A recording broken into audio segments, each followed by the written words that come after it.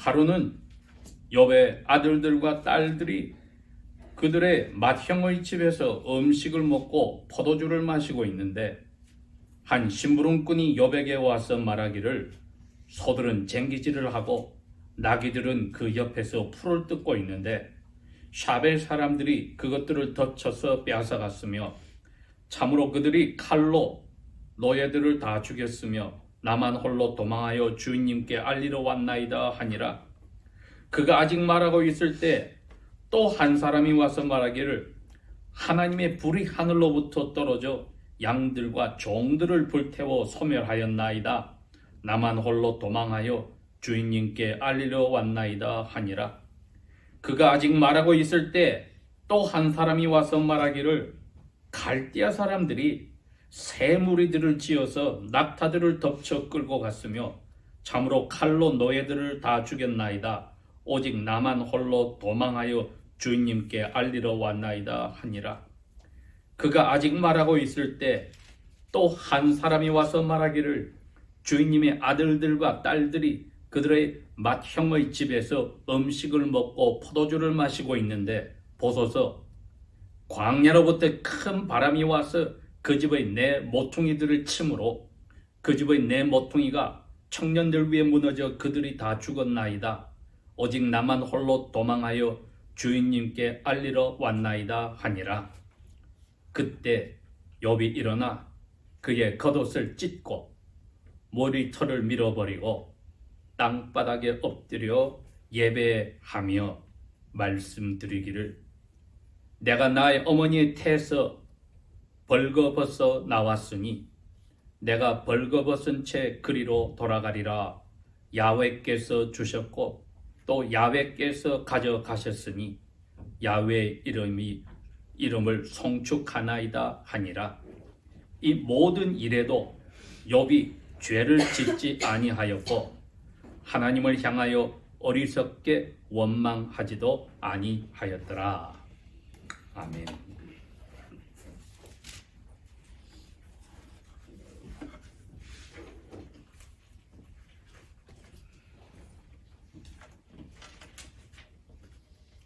욥에 관한 이야기는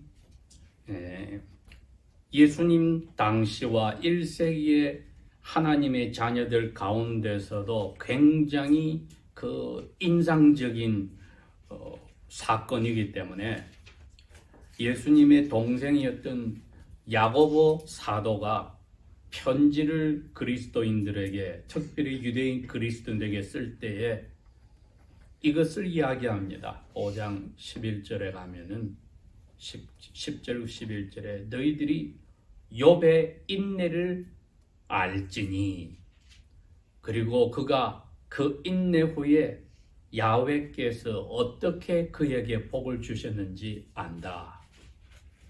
야훼께서 그에게 은혜를 베푸시고 자비를 베푸신 그 복을 안다. 그렇게 욥의 인내를 인정하여 주었습니다. 욥이란 사람이 정확하게 언제 살았는지는 아무도 알지 못하지만은 적어도 모세보다 이전의 사람이요, 아브람 그 후의 사람으로 아마도 이 사람이 살던 땅 이름이 우즈란 곳이라고 보면은 오늘날의 아라비아 반도 쪽에 있는 에서의 후손이 아닌가, 이도마이트가 아닌가, 그렇게 학자들이 생각하는 사람들이 많이 있습니다. 확실한 것은 아브라함의 후손으로 하나님께 은혜를 누린 야곱을 따라서 이스라엘 백성이 아니었다는 것이 확실합니다. 즉 타락한 이방인들 가운데서 살았다는 것도 확실합니다. 야훼께서 이분의 인격을 어떻게 설명하셨는지 하면 1장 1절에 이렇게 했습니다. 우스 땅에 욥이라는 사람이 사는데 그 사람은 perfect, 완전하고 righteous, 정직하며 fears God, 하나님을 두려워하고 keeps from evil, 악에서 멀리 떠난 사람이다. 하나님이 그렇게 정의를 내렸습니다.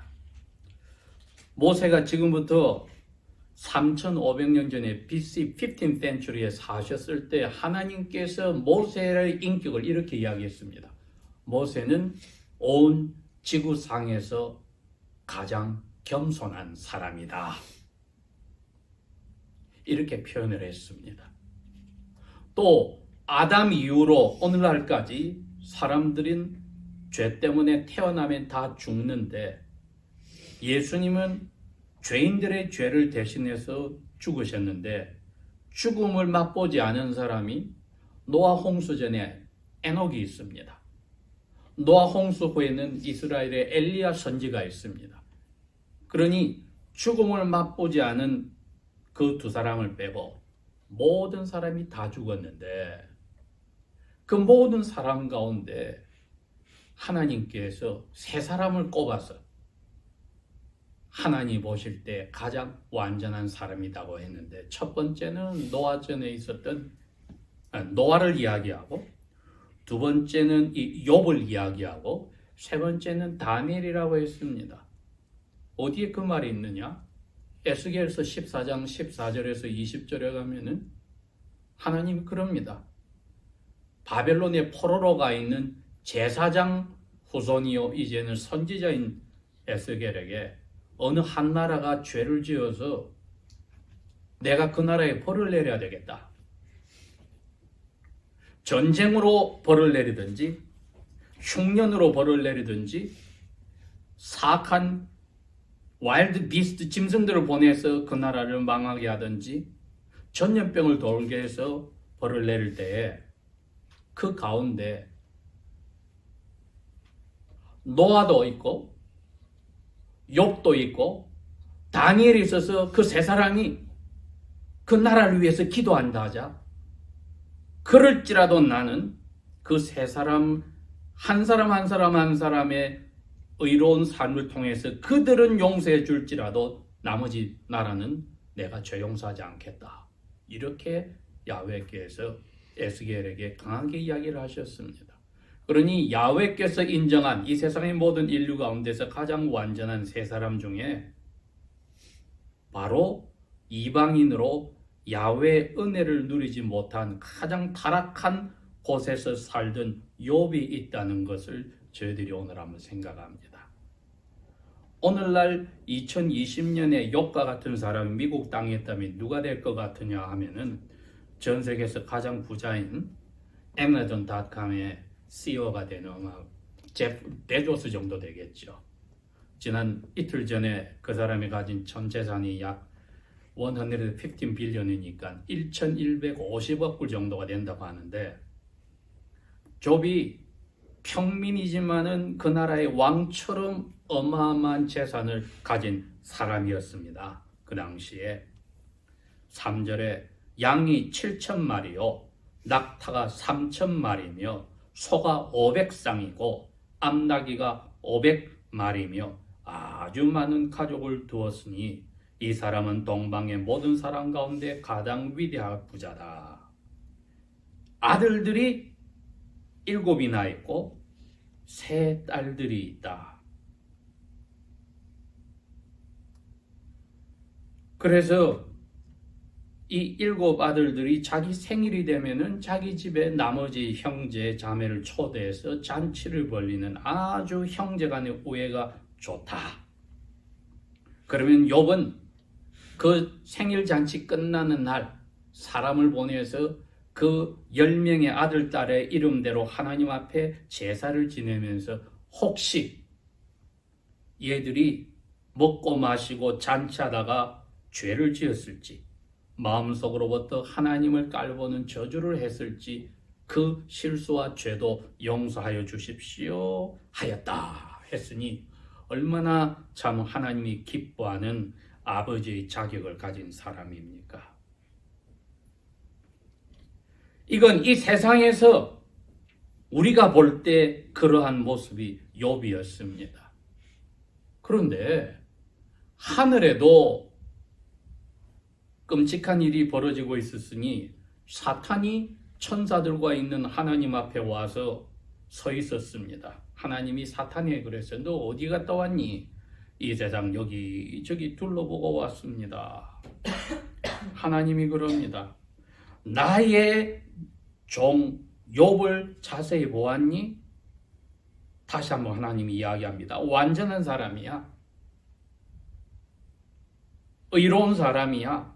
나를 두려워하여서 악에서 멀리 떠나서 이 세상에서 그런 사람 없어. 이스라엘 땅에 있는 모든 유대인보다도 위대하다는 겁니다. 타락한 사람들 가운데 사는데 얼마나 유혹과 위험이 많을 텐데 거기서 이처럼 integrity, 자기의 완전함을, 의로움을 지키고 있는 욥을 하나님이 자랑하였을 때 사탄이 하나님께 그럽니다. 하나님이 욥에게 뇌물처럼 잘해주니까 그런 거지요.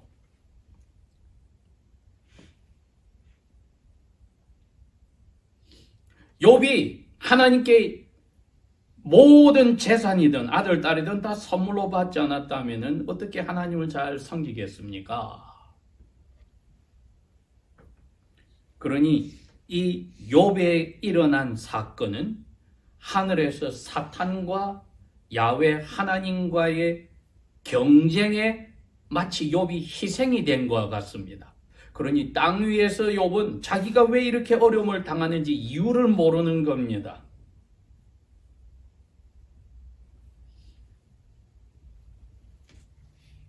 오늘날에도 사탄은 비록 하늘에서는 쫓겨났지만은 이 공중의 권세 잡은 자로 떠들면서 사도 바울이 에베소 교회에 보낸 6장 2절에 있는 말씀처럼 우리를 계속하여 유혹하여서 공중의 권세 잡은 자의 그 힘에, 그 유혹에 넘어가게 오늘도 시도를 하고 있습니다.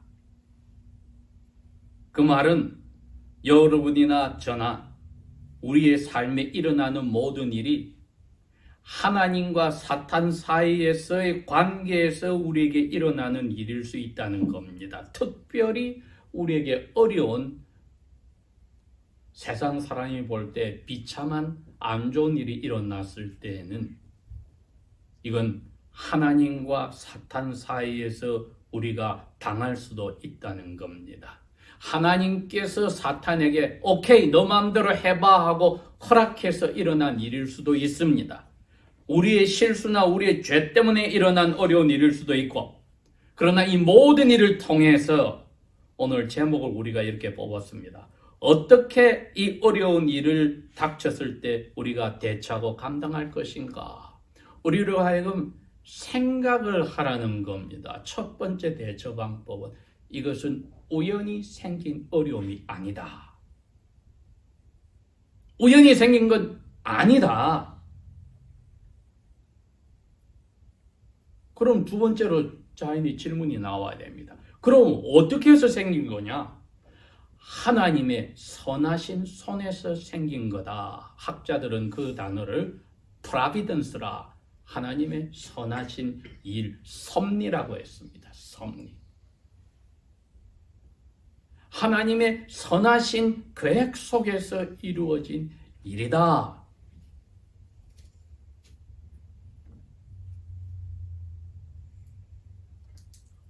욥은 지금 하늘에서 사탄이 하나님께 질문을 던지고 하나님께 화를 돋구게 해서 욥에게 관한 하나님의 선하심과 인자하심이 그게 뇌물이지 순수한 게 아니라고 이야기를 하는 겁니다.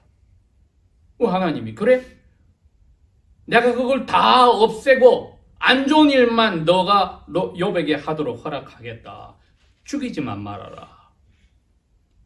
이처럼 영적 전쟁이 하늘에서 일어나는데 그 전투가 일어난 장소는 욥의 개인의 삶에서 일어났던 겁니다. 근데 욥은 그것을 모르고 당하기만 하고 있습니다. 우리는 이제 하나님의 은혜로 실제로 무슨 이유 때문에 일어난 것을 알지만은 그 당시에 당하는 욥은 알 방법이 없었습니다. 오늘날도 우리가 정확한 이유를 모르고 당하는 어려운 일들이 있을 때에 일단 생각을 하여서 욕과는 다르게 은혜를 받아서 우리는 성령의 도우심으로 그 백그라운드에 있는 비하인드 스토리를 볼 수 있게 되었으니 우리가 욥처럼 완전한 사람이 아니라도 하나님 앞에 감사할 수 있습니다. 이유가 사랑하는 하나님의 선하신 섭리의 손에서 왔으니까요. 그런데 하나님이 자신의 명예가 걸려 있더라는 겁니다. 이것이 세 번째로, 하나님은 우리의 모든 일 속에서 하나님의 권위를 인정받고 찬양받으실 분이다. 우리가 이것을 고백해야 하는 겁니다. 이 세 가지를 욥에게 주셨던 모든 복을 빼앗아 가셨고 10자녀까지 죽이신 후에 이 어려운 시련 속에서 어떻게 감당할 것인가 했을 때 욥은 이 세 가지를 고백한 겁니다. 누가 가르쳐 준 것도 없었는데 평소에 야훼를 두려워하고 악을 멀리하고 완전하고 의롭게 살았던 욥은 하나님의 주신 은혜로 이러한 고백을 할 수 있었으니 이제 20절부터 22절까지 중점적으로 생각합시다.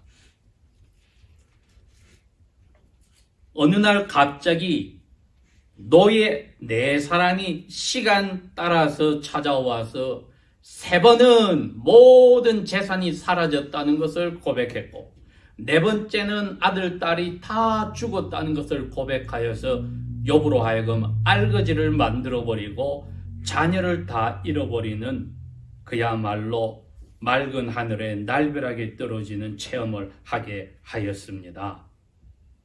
모든 재산이 다 날아가고 가족이 다 사라졌을 때 아버지로서 가장으로서의 욥은 이렇게 했습니다. 욥이 그 자리에서 일어났다. 보고를 받았을 땐 주인이니까 앉아 있었지만 일어났다. 이건 하나님의 앞표라는 것을 인정한 표시입니다. 하나님 앞에 나는 일어서서 슬픔을 인정하고 겉옷을 찢고 머리카락을 다 깎았다. 이게 부모님이 돌아가셨을 때 하는 모습입니다. 그것을 하였습니다. 두 번째 행동은 땅바닥에 오체투지 엎드려서 야훼께 예배를 하였다. 경배한다는 이 단어 자체가 그 뜻입니다. 엎드렸다. 무릎도 발굽도 이마도 땅에다 대었다. 그 뜻입니다. 완전한 예배자의 모습을 보였다. 그 다음에는 슬픔을 행동으로 표시한 후에 나오는 말이 고백이 21절입니다. 내가 원래 어머니 뱃속에서 벌거벗고 나왔으니까 이제 이 세상에 오늘이 끝난다 하면 난 벌거벗고 아무것도 없이 돌아갑니다. 현실을 정확하게 보았습니다. 그리고 두 번째로 이렇게 고백했습니다. 야훼께서 지금까지 내가 누렸던 복을 주셨던 분이니까 주신 분이 저에게 선물로 주셔서 가져가셨으니까 제가 무슨 불평, 불만을 할 수 있습니까? 우리가 무엇을 배웁니까, 여러분? 우리가 가진 모든 것이 야훼께서 그냥 선한 뜻으로 주신 선물이란 것을 지금 이분이 고백한 겁니다. 자기 자신의 생명까지도 선물로 받았다는 것을 고백합니다. 그리고 그 선물이 사라졌을 때 아쉬워하는 게 아니라 주신 분도 야훼시고 거두어 가는 분도 야훼시니 그 선물을 주시는, 무조건 주셨고 가져가신, 이유를 모르지만 가져가신 야훼 이름을 두 손 들어 복을 선언합니다.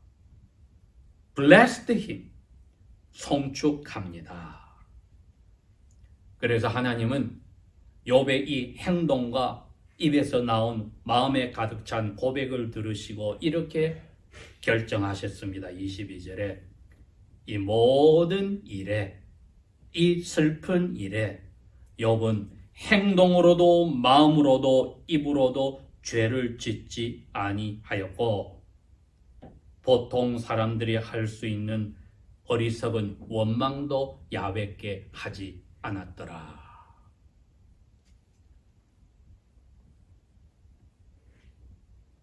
성령께서 이분의 마음속에 모든 것을 주관하시는 야훼를 날마다 고백하게 하는 삶을 살게 하셨고, 선하신 야훼를 항상 인정하게 하셨고, 야훼의 섭리에 따라 인생의 삶이 있으며 그분께만 자기가 모든 것을 순종하여 내려놓는다는 것을 고백하게 함으로써 우리가 개개인이 이런 일을 당하였을 때 어떻게 해야 될지, 마치 날마다 자기를 부인하여서 십자가를 죽으려고 지금 십자가 박힐 장소로 십자가를 지고 가는 예수님의 모습을 닮아가는 그러한 자리로 욥을 넣으셨습니다.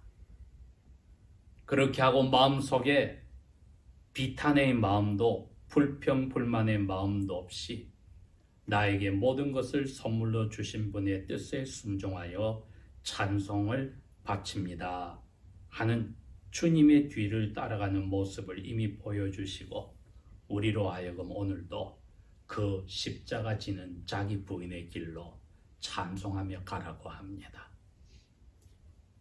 기도하겠습니다.